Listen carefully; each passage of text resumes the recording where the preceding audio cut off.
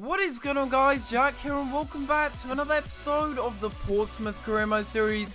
This is episode number 28 and we're going to be starting today's episode off by having a little look at the league table there. If you do want to see any teams in the league table and how they're doing this season, of course feel free to pause the video. We just had a little bit of a quick look there, just having a look that we are at the top of the table after 14 games played. We are 4 points ahead of, I think it was Preston and North End, I do believe. So we're doing very well this season after 14 games played, and we are going into this game against Portsmouth. We are going into this game here, against Notts County. But before we get into anything, I just want to thank you guys for all the support that you gave me on the last episode of Career Mode. If we can get over 50 likes on this video again, that would be greatly appreciated. And you can see in that match that we do actually end up winning it 2-0. Maxwell Cornet, a rare starter in the side. He's usually a bit of a reserve slash substitute striker in this league at the moment, because we've got better strikers. We've got Danny Ward, we've got more pay, of course. I want to give them more game time. Although Maxwell Cornet did get 2 goals in that game, I didn't want to play him in this next match against Oldham Athletic, mainly due to fitness reasons basically, and that was the reason why I did play him in the previous match, because the fitness on players, it's all about rotating the side, and sometimes I will be giving chances to players that I wouldn't normally give chances to, just to see how that they do in the match, and how well they do will really judge whether they can actually get into the first team, because you never know. One of these players might actually break into the first team. You never really know what's going to happen with this team, because we've got so many good players and a lot of them deserve a little bit more game time, I have to admit, as we get the first goal of the game there, and it is with Jed Wallace, the man, the hero, the person that was actually going to be leaving the club last season. He didn't end up leaving in the January transfer window, thank goodness for that. What a lovely low driven shot that is from Jed Wallace, getting his first goal of the season, and that is a lovely goal indeed. Morpay finding him and Morpay grabbing the assist. Although these games currently aren't on Legendary, I am planning to put it onto Legendary in the near future, probably in the next couple of episodes, because clearly we are winning by very, very easy margins, and once again, the world-class AI are making a mistake here, and they get a player sent off. David Noble gets sent off for Oldham Athletic, and if Oldham didn't have enough work to do to try and get back into this game, well, there you go, they've got even more work to do. Now they're down to 10 men, it's going to be even harder for them to get back into the game in the 42nd minute there. A really, really bad challenge. Debatable whether it was a red card. It's a harsh decision, in my opinion. I think it could have easily been a yellow with these kind of refs' mentalities in this game. But we get some nice passing play off of that free kick. We do a lovely over-the-top through ball over to Ward, and that is a really, really lovely, well-worked goal there. And Danny Ward manages to finish off the chance directly from the free kick. We managed to get a goal, and it's our second one of the game. And really, after that, Oldham Athletic, I didn't really see them getting much in this game. That's Danny Ward's 11th goal already this season. He is on form, and really that makes me think maybe I should do some more pre-contract signings, because clearly they are working out in these lower leagues where we don't really have too many funds, or too much funds basically, to buy these high rated players. So why not going for pre-contract signings that are the same rating but doesn't cost us anything apart from the wages that we pay the player in January? It's just, it really does make a lot of sense in these lower leagues. Maybe when we get to the Premier League or in the Championship, we will have the funds to be able to buy some high rated players that I am trying to go in for. But at the moment, it's just probably not going to happen. As you can see there, that could have been a penalty, but it wasn't awarded by the ref, and it's Ledson passing it through all the way to Tata. What a great pass that is. Can he finish off the move? He rounds the goalkeeper, but unfortunately I completely messed up the finish. The defender manages to trap back well, and that was a really, really good trap back to avoid their side going 3-0 down. And in the end, we win the game 2-0 against Oldham Athletic. The 10-man side, we do manage to beat them there 2-0, and it is Danny Ward and Jed Wallace getting both of the goals and making sure that we pick up a vital 3 points here to keep our run at the top of the table going. It was a very good win. We had a lot of chances in the game. Oldham Athletic were chasing the lead. They really, really were that we had. And unfortunately for them, they don't come away with anything apart from a suspension on one of their players. So really, it was a bit of a diabolical game from them, and I'm sure they would have wanted to do a little bit better. You can see there that we are on 39 points now after 16 games. So that is absolutely fantastic. We are 8 points ahead of Warsaw, and already we seem to be storming off with this league, and that is my suggestion and exactly why I did decide to put it on Legendary for this match against MK Dons, because I don't want to make it too predictable, guys.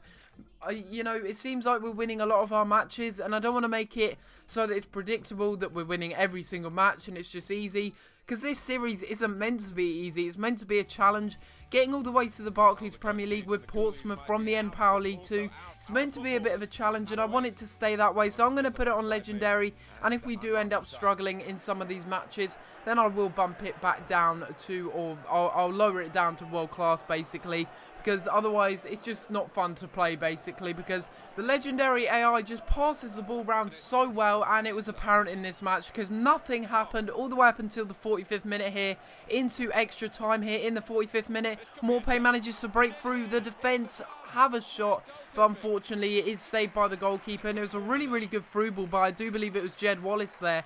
A really, really good pick out there, really nice little pass there from Jed Wallace to pick out Morpay, but unfortunately he couldn't quite finish it at the near post, and it remains at 0-0. Another good chance here is Danny Ward is on the ball. He gets tackled, but then, well, I don't even know what kind of clearance that is from the MK Dons player. Really, really bad clearance. We managed to pick it up here with Morpay once again, waiting for the run of Jed Wallace, and unfortunately he can't get his shot on target. He was the one that actually passed it to him in the first half to get the shot on target, but Jed Wallace, that is a chance that went begging there. That really should have been finished off by him, and that is very disappointing. Will it come back to bite us? We'll have to wait and see. I do go on attacking here, trying to get a tackle in, but unfortunately it's a bad tackle.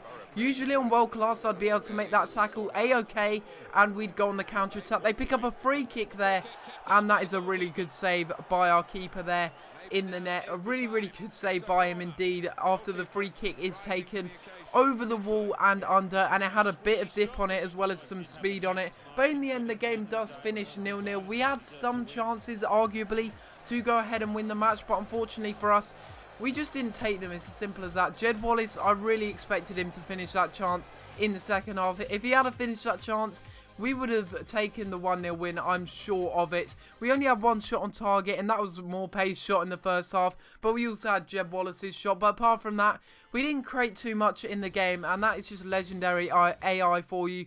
They just like to keep the ball as much as possible, and they do not want to give it up at any cost. The only time you really get the ball is if you make a tackle, and even then, it's very hard to tackle the Legendary AI, but hopefully I do get used to it. I'm sure I will get used to it. Just given time, basically. If I just give myself some time, I'm sure I'll be able to get used to it, and then I'll be able to create more chances, basically. I'm sure it'll work that way.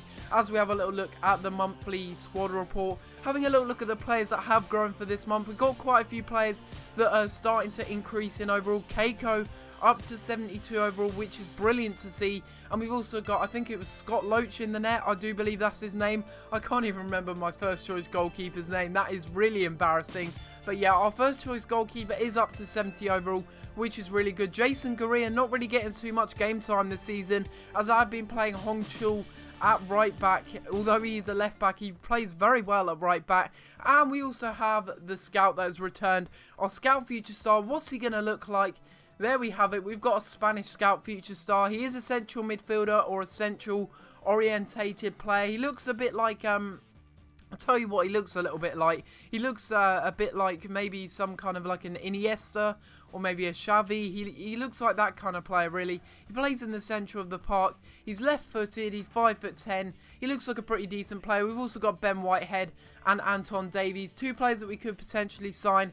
They do have high potential, and really I won't be potentially signing them until May the 1st, when hopefully their stats are boosted as well as their potential. And if they are any decent, then I'll sign them, and if they're not, then I'll just reject them. It's as simple as that, basically. Any youth players that have a decent looking potential and overall is just worth signing, basically. Even though their stats are going to plummet all the way until May the 1st, it's still worth keeping them in the youth academy to see how they prosper and basically grow.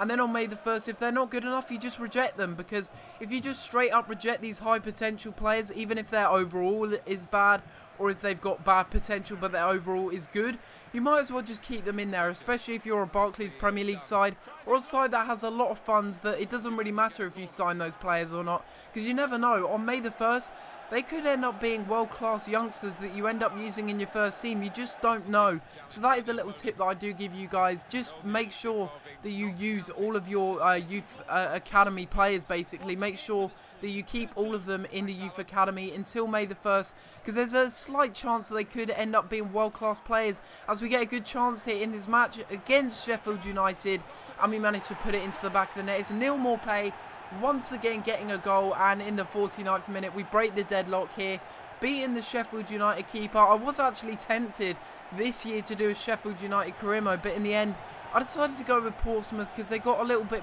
more of a history, if that makes sense, and I thought it'd be a little bit more of an interesting career mode. But it's a really good goal by Neil Maupay. He puts it into the back of the net at the near post, or he shot to the far post anyway, but he was angled at the near post.